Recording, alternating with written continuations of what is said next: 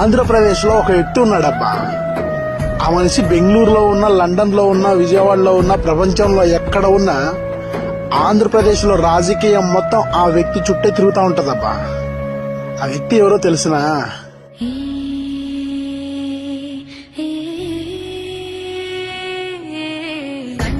ఒకడైతే పది మించే వాడొకడే, ఒకడు చిచ్చుర ఒకడు